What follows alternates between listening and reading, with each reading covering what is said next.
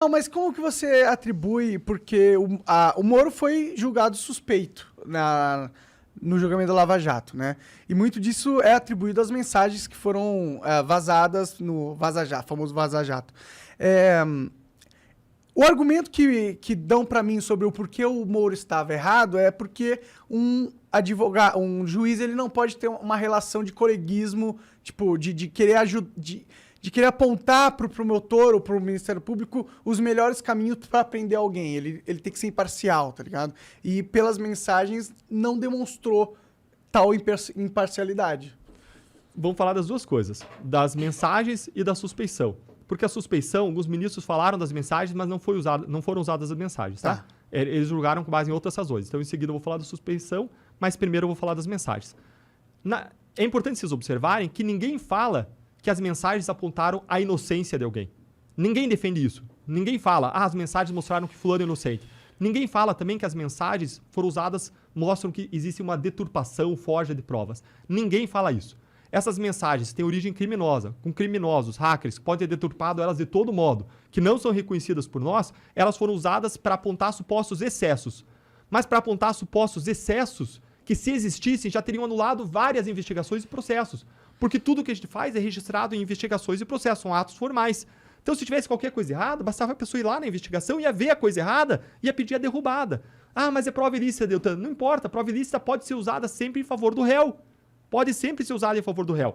Então, se tivesse qualquer coisa errada, os advogados, e sabem quantos habeas corpus teve só na Lava Jato? Até o final de 2019? 1.333. 1.333. Eles iriam lá e eles iam apontar os supostos erros. Sabem quantos casos foram anulados com base nessas mensagens? 0. Nenhum caso. Nenhum caso. Mas isso mais de 2 anos depois. O que existia? Existiam sim discussões. Discussões sobre pode ou não pode condução coercitiva. E visões diferentes, porque direito admite argumentação. Mas essa questão do juiz coordenar junto com o Ministério Público para tentar prender alguém não é esquisito? Monark, qual é o limite, na nossa perspectiva, do Ministério Público? Qual é o limite? Acho que todo mundo faz isso. Qual é o limite? Vou te explicar. Qual que é o limite? O limite são conversas que buscam verdade e justiça. Esse limite a gente jamais pode ultrapassar. Agora, o juiz, num caso como a Lava Jato, ele atua não só no processo julgando, ele atua na investigação. E na investigação não atua advogado. Então, se eu quero ser um bom promotor, se eu quero ser um bom procurador, não basta eu peticionar, eu tenho que ir lá explicar o caso para o juiz. Eu tenho que buscar convencer o juiz. Uma coisa é quando você tem um caso lá na vara tramitando. Outra coisa é, como na Lava Jato, quando você tem mais de 1.000 procedimentos com o juiz. Quando você tem um caso, você vai lá e despacha pessoalmente. Quando você tem 1.000 casos tramitando com o cara, você liga, você manda mensagem, você conversa com ele, você expõe os casos e você defende o teu lado. Você defende a tua perspectiva, a tua visão. E o juiz, ele pode várias vezes decidir de ofício certas coisas. A nossa lei permite isso. Tem regras expressas do Código de Processo Penal que permitem que o juiz tome certas decisões de ofício. E ele pode decidir no lado A ou decidir no lado B. De ofício significa o quê? Desculpa, de ofício significa que ele pode, por iniciativa própria, tomar certas decisões, inclusive em matéria de investigação. Então, ele pode, de ofício, fazer isso. Ele pode, por iniciativa própria, fazer. Ainda que eu não peça, porque o juiz ali na fase de investigação, o compromisso dele são com os valores da justiça e são com a verdade. E aí você diz, mas isso não significa que teve um conluio, se o cara age para buscar a verdade ou age em favor de valores de justiça? Não. Basta ver que o juiz indeferiu centenas de pedidos nossos do Ministério Público. Basta ver que ele absolveu mais de 20% das pessoas que a gente acusou. Mais de 60 pessoas que a gente acusou foram absolvidas. De 45 sentenças, sabe quantas que a gente recorreu? 44. Que conluio que é esse? Que conluio que é esse que o cara absolve mais de 20%, que a gente recorre de 44, de 45 sentenças? E mais, a maior garantia da independência e da atuação imparcial do juiz é a fundamentação de cada decisão em fatos, provas e na lei, e ele usar uma interpretação uniforme da lei nos diferentes casos em que ele atua. E isso aconteceu na Lava Jato? Sim, ninguém nunca apontou incoerência. Agora vamos para o caso da suspeição. O que alegaram no caso da suspeição? Invocaram algumas decisões para dizer que o juiz era suspeito. Que decisões? A condução coercitiva do Lula. Mas espera aí, gente. A condução coercitiva aconteceu não para o caso do Lula, aconteceu para 117 antes. Foi uniforme, então não é o caso do Lula, é todos, então. Talvez eles pudessem argumentar que pelo status do Lula ser um cara famoso, ex-presidente, não sei o quê, ele tinha... Um espetáculo midiático. Ele tipo... É um outro peso. Na verdade, eu concordo com esse argumento. Você tomar uma decisão de fazer um movimento coercitivo do Lula, ok que você fez tudo, mas com o Lula tem um peso político. Isso existe.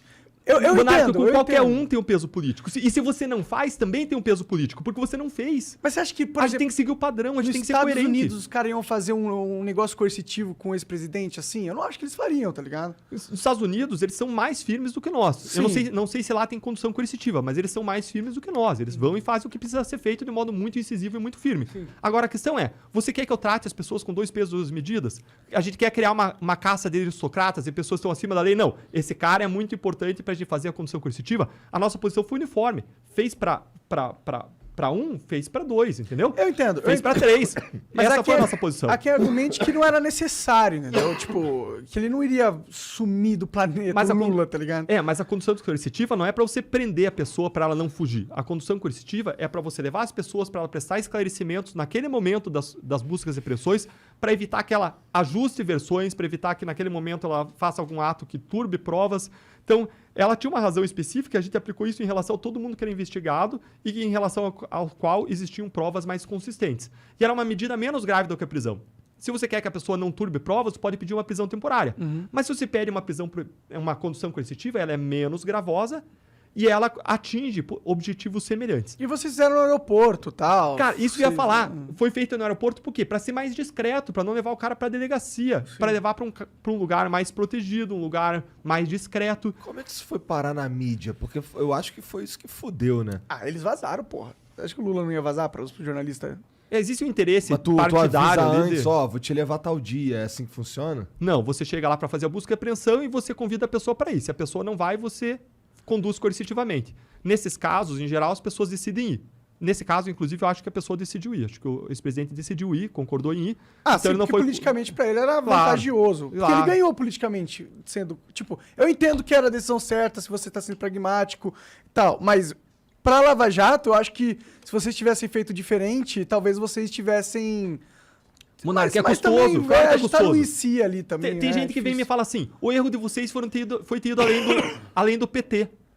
Vocês Não, acham que o eu erro? tô falando Claro que que não, não. a gente tem que fazer em relação a todo mundo. Sim. Veja o PSDB, tem gente que fala, protegeram o PSDB, protegeu nada. Lá no Paraná a gente pegou o ex-governador do PSDB. Lava Jato São Paulo pegou um ex-presidenciável, José Serra, né? Investigou e acusou ele. A investigação relacionada de Brasília pegou o ex-presidenciável Aécio Neves.